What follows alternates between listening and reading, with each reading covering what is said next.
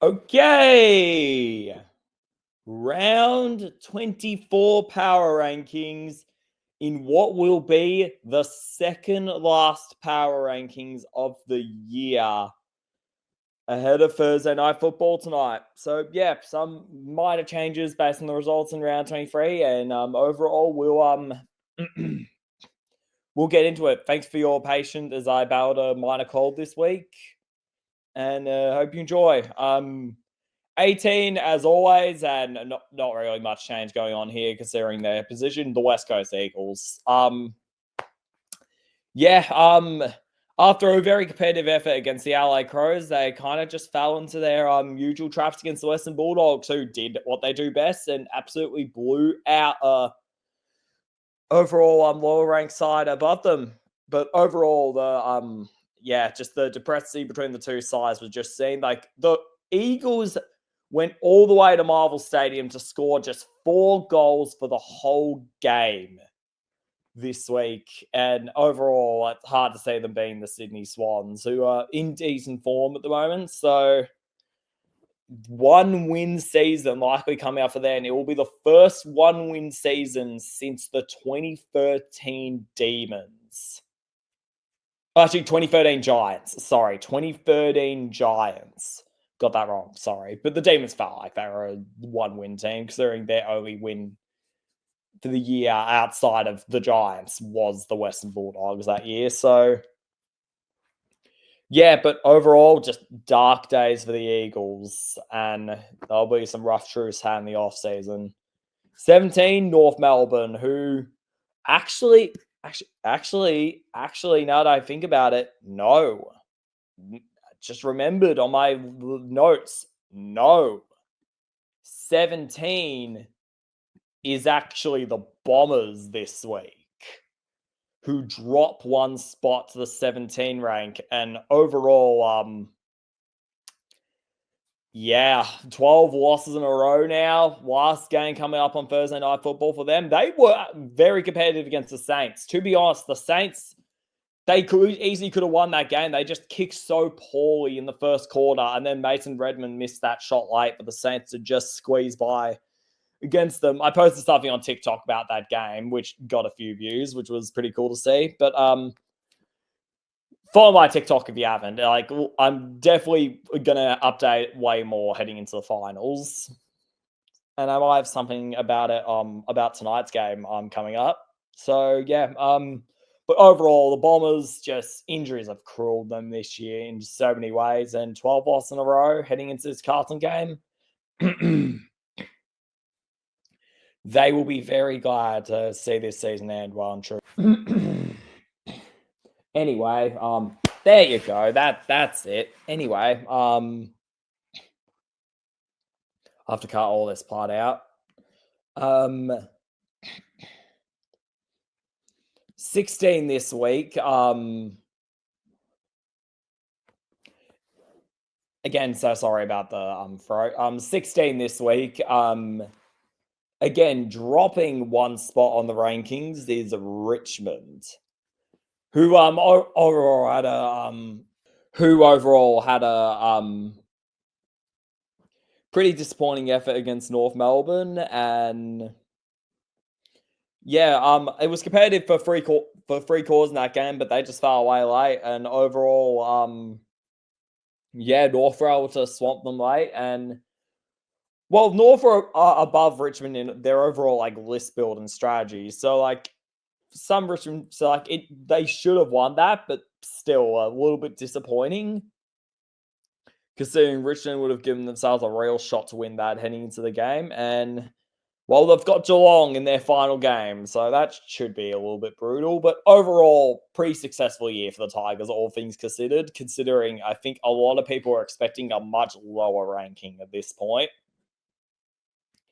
15, rising 2 spots, is North Melbourne, who finally got a win over the weekend against Richmond. And it was a game they just simply had to get. The Wolves would have been out for them in so many ways if they weren't able to get this game. And they rise up the ladder, just the power rankings, just a little bit. Probably going to lose to the LA Crows this week, but going to rise up the rankings just a little bit, but still doesn't hide from just how overall disappointing of a year this has been from a North Melbourne perspective. Because, well, I think North fans were expecting a little bit more, not to be stuck in the bottom four once again. And pressure will be on Clarko now next season. 14 this week, staying where they are, Port Adelaide. And God, if there's a team that is just waiting for this season to be over, it is the Power. Like, they have just had an absolute disaster of a year. They have lost by over 80 points at least 3 times, and their first quarter against Carlton was insipid. It was just terrible. Their first quarter performance against Carlton. It really was. And yeah, overall, Friday night, the Hinkley era finally comes to an end. And they farewell Travis Boak as well, who has been such a strong soldier for this club. But knowing this club, Hinkley will be the main focus, which is so annoying. But yeah, just one more game at Allied Oval, and they can finally move on to Josh Carr. And hopefully for them, jump up the ladder next year and just move on for what a disaster this succession plan has been. 13, Melbourne. And overall, they had a decent effort, all things considered, against the high-flying Hawks, but the one thing that really killed them was their defense. This is more like Hawthorn have such a good, strong forward line, which I'll get to in their segment, but who was on Jack Gunston? It's just a little bit brutal the way he was able to monster them. But I guess when they got interim coaching Troy Chaplin and overall trying to work things out for 2026, that's kind of was expected.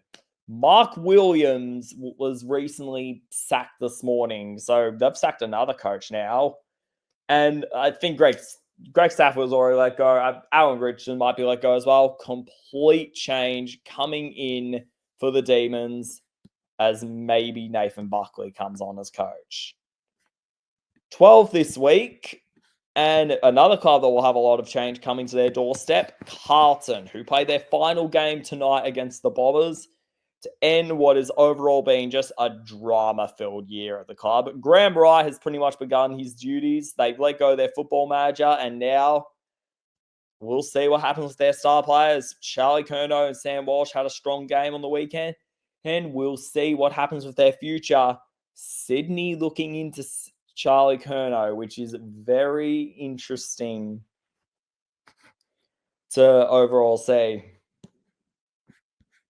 Number 11, staying where they are, St Kilda, who have now won 4 games in a row.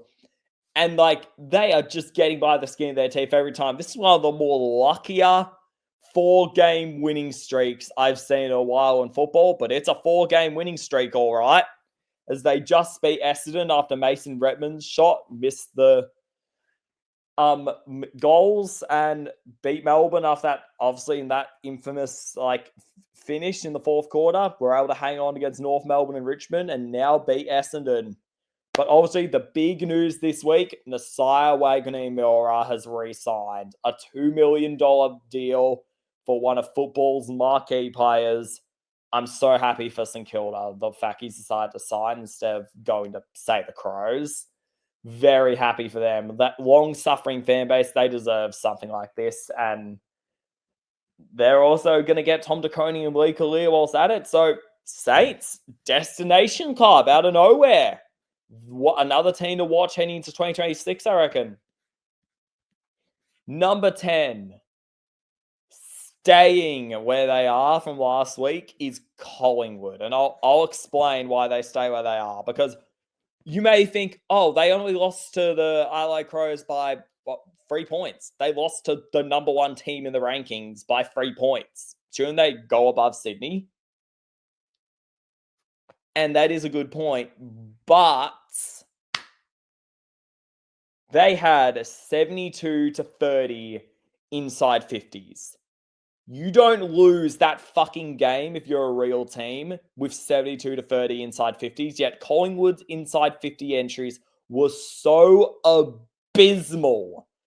on Saturday night that they lost that game. I'm not blaming the umpires for the loss. That's why they lost. They couldn't take opportunities when they had them. The Crows took their opportunities when they had them. And that is the reason of the game. The umpiring was bad and the Crows got away with a few throws. But honestly, when you have 72 to 30 inside 50s and you lose the game, I can't feel sorry for you. And that was my fault. Like, the umpiring was shit, but we had 72 to 30 inside 50s. We deserved to lose that game. Number 9 this week, Sydney. And, well, the first quarter, I really thought we had another upset on our hands. I really thought Sydney were about to make all of us laugh and beat Geelong when, in the first game they've played against a genuine team in a while. But unfortunately, the Cats were just able to run away with it in the end. And the Swans, well, that officially puts an end to their season. Like, they were out already, but, like, yeah. I still think there is some strong upside to them next year. I think they definitely make the 8 next year. They've been a strong team in the second half of the season. They'll beat West Coast this week 100%. But that's not very saying much. And I think they have a strong case to bounce back. Charlie Curnow or Jamara Ugle-Hagan with them would be very exciting to see. Lots of upside for Sydney. Number 8.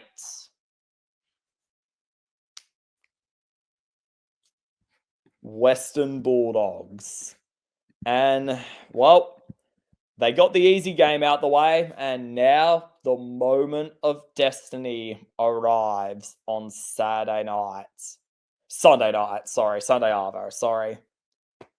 Can they beat the Freo Dockers and clinch their spot in the finals? Because they'll be in. It's an elimination final after weeks. We now know what the equation for the last spot is, and that dreaded knife position. We now know the loser of Dogs Freo is out. And overall, we'll see the Western Bulldogs at Marvel Stadium in front of a big fan base can overall beat a top contender and confirm they deserve a spot in the finals. They're 8 for now, although I weirdly think they're going to win. They're 8 for now, although I weirdly think they're going to win on Sunday afternoon. So they may rise, and it will be interesting to see how they go in the final series if that's the case, but they got to get there, and they've got a challenge on Sunday Arvo to get it. 7 this week, dropping 1 spot. Actually, no, dropping 2 spots from last week is Freo. And yeah, the Lions were so impressive on Friday night, but God, the Dockers were disappointing. Like, that was not the Freo that we had been seeing over the last few weeks, and they just looked insipid. They just looked tired. They just looked slow overall. Like, very disappointing effort from Freo. And I thought they'd get up a little bit more for the home fans, but Brisbane just rallied them. They looked scared, they looked worried, and now they've got a must-win against the Western Bulldogs. Don't let it happen to you again, Freo. You had a spot last year and you blew it. Don't let it happen to you again. Sunday afternoon, we'll find out whether you can actually make it, or are you going to choke away another spot in the finals. We'll find out on Sunday afternoon. Like, they rose all the way to 5th at one point. And if they beat Freo, I was going to put them in 2nd or 3rd this week on the power rankings. But instead, they dropped to 7 and now are a popular pick to miss the 8. Number 6 this week, rising 1 spot, is GWS. And what an impressive win over the Gold Coast Suns it was.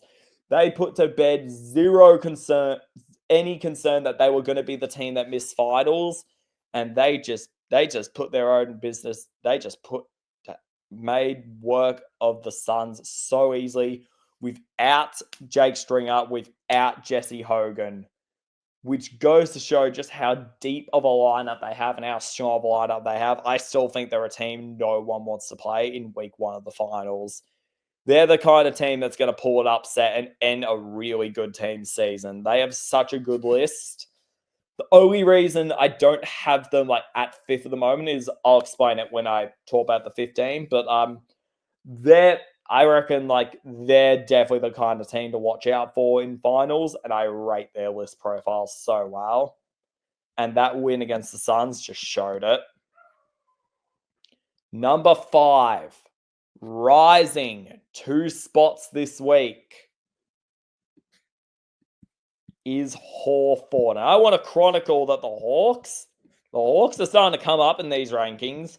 Like, they were at worst, they were like, I think they were 9 at one point. They were 9 heading into a game against, I think it was the Western Bulldogs, or like, after the Freo game. Yeah, they were 9 at one point, and now they've climbed all the way back up to 5th over the last few weeks with dominant wins over Collingwood and Melbourne.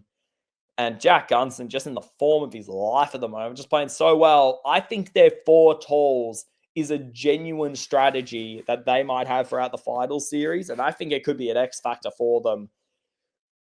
It's weird, like they were the Hollywood Hawks last year, but this year I think they're flying under the radar. Ever since that loss against Collingwood earlier in the year, they've been sneaky good, the Hawks. They were my tip to win the flag in the preseason, and now they are just flying along at the right radar, getting hot at the right time. They're a team to watch out for in the finals now that they've officially locked their spot. Big game against Brisbane this week to lock up a potential top 4 spot. Because the winner of that game gets top 4. Number 4 this week, staying where they are, is Geelong. And this is their most impressive performance, I think, of like all their stretch. Like, I wanted to see them do well against Sydney to really confirm they could potentially beat a side in good form, and they did exactly that. And Chris Scott, the master coach, has them humming at the right time. And that's been a takeaway I've got throughout this season. I'm done hiding it. Chris Scott is a master coach. You just got to admit it at this point. He is bloody good at what he does, and Geelong are just a phenomenal football club at what they do. It's just the truth of it. You got to admit it at this point. I don't like them, but I can admit they're bloody good at what they do, and they are likely going to get another top 2 berth, a home final at the MCG. If they can win that, they are firmly on their way to another grand final. They are playing very well at the right time, and we'll be excited to see how they go in the finals. Number 3, dropping 1 spot this week, is the Gold Coast. And the Sun. Yeah, I really thought the Suns were going to beat the Giants. I was quietly confident in it. I tipped the Suns, and I thought they were going to do a number on them. I thought their outs were too much. I didn't know how they could deal with. I didn't know how the Giants would deal with them without Jake Stringer and Jesse Hogan, and they proved me wrong. But also, the Suns just got absolutely blindsided. They just looked slow. Their midfield got beaten, which is very rare, and they just were left wanting, which gets you a little bit worried for how they could go in finals after such good weeks. But overall, they've had such a phenomenal season. They should lock up a spot in their final game against Port Adelaide to get in for the first time in their history, and then they can get top 4 based on how they do in that makeup game against Essendon, thanks to opening round. An Essendon team that will legitimately be like, they'll be so dumb. Like, they'll be like, we have to play another game. Are you serious? So I think the Suns do a number on them in that final game, because the Suns will want percentage. Like, that will be a Suns party, that game. And I would not want to be the poor bastards in 4th as the Suns head into that game, as the Suns will overtake them on percentage after it. So, yeah. But overall, they dropped 1 this week because just got absolutely blown out by the Giants and left wanting. Number 2 this week, rising 1 spot, the Brisbane Lions, who, well, they did it again. The bounce back Kings, the Road Warriors. I'm wearing their jersey again for a reason. They're the bounce back Kings. They're the Road Warriors of the AFL. It just felt like all week they were going to get up for this game, and that's exactly what happened. Another incredible performance by this phenomenal football team. Logan Morris is an X-Factor player, and he is ready to break open a final series. Massive game this week at the Gabba. They win that, they're top 4, likely play Geelong in a qualifying final, and they will rate their chances in that matchup the way the last few times have gone. And it's on the road, which is their sweet spot this season. So, yeah, a little disappointed about the Eric Kitwood news, but they have always been a next man up kind of team. And, well, Logan Morris in the form of his life. So they'll firmly be ready to have him take over. So, yeah, big game for top 4 this week. Like, much more nerves for them than I was last week, because on paper they'll lose this one based on how they're going, because their home form isn't that strong, and if they do, it makes you a little bit worried, because that likely sends them to the elimination final. But they've won it from outside the 8 before.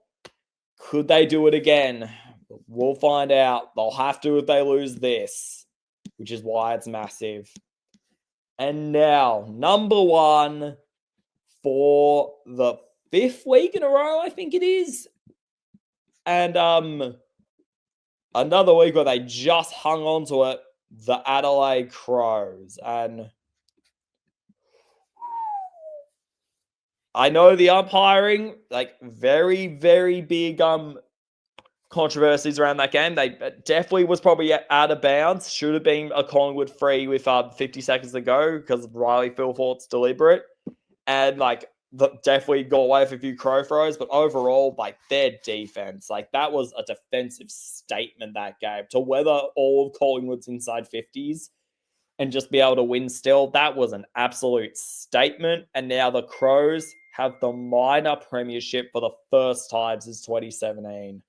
What a season they have played. Unfortunately, the win was soured with the news this week that they are going to lose Isaac Rankin for the whole final series, thanks to a homophobic slur, which is the right call. You can't do that stuff, but yeah, that news definitely soured the win. And yeah, now they're missing their X factor heading into the finals, which could seriously impact them. And if they lose a prelim final, we'll just be saying,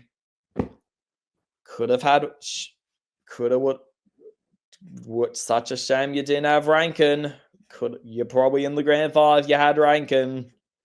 So yeah, but overall, we'll see. They might win it in spite of that still, but they've still won 7 in a row. They're going to have 2 home finals at Adelaide Oval, and they are number 1 in the power rankings and the penultimate power rankings. And considering they've got North this week, they'll likely be number 1 at the end. So yeah, these are the power rankings heading into the final round of the season. Let me know what you think about them, and good luck to all your teams this week in the final countdown, because you're going to need it.